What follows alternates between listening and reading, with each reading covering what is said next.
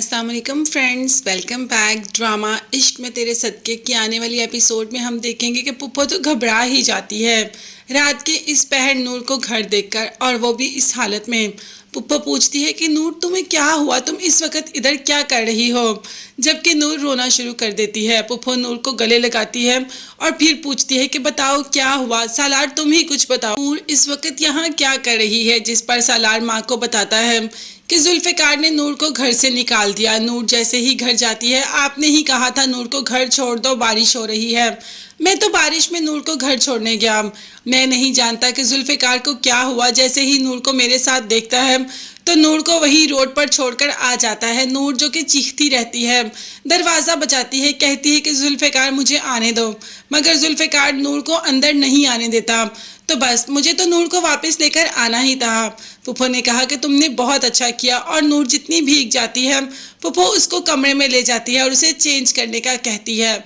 दूसरी तरफ जुल्फ़िकार की माँ भी बहुत गुस्सा होती है। जुल्फ़िकार को कहती है कि मियाँ बीवी का रिश्ता एतबार पर होता है, तुम्हें अपनी बीवी पर एतबार ही नहीं।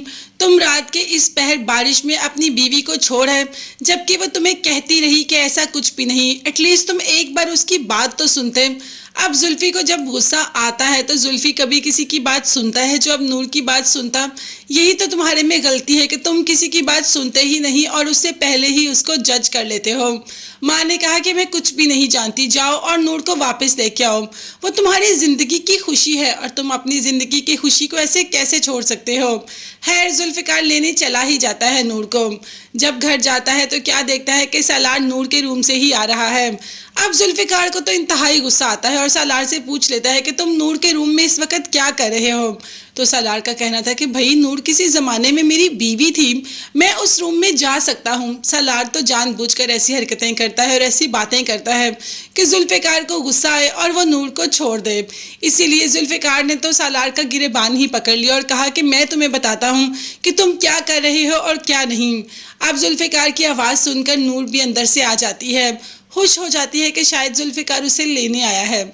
जबकि जुल्फ़ी वाकई ही नूर को लेने आता है, मगर नूर को लिए बगैर ही वापस चला जाता है। नूर गाड़ी तक नंगे पांव पीछे भागती है, मगर जुल्फ़िकार कुछ नहीं देखता, कुछ नहीं सुनता, और नूर वहीं रोती रहती है। और जुल्फ़िकार दोबारा से वापस आ जाता है नूर को वहीं रोता हुआ छोड़कर। आखिर जुल्फ़ी चाहता क्या है? अगर वो नूर से इतनी मोहब्बत करता है तो वो नूर पर यकीन क्यों नहीं करता? मोहब्बत का तो पहला नाम ही यकीन का है। सालार तो जानबूझकर ये सब करता है कि ये दोनों दूर हो जाएं। क्या जुल्फ़ी को कुछ समझ नहीं आता क्या?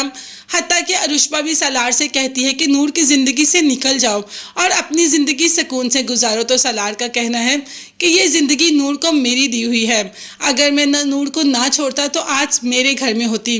तुम्हारे कहने पर नूर को छोड़ तो दिया, अब उसे दोबारा अपनी ज़िंदगी में ले ही आऊँगा।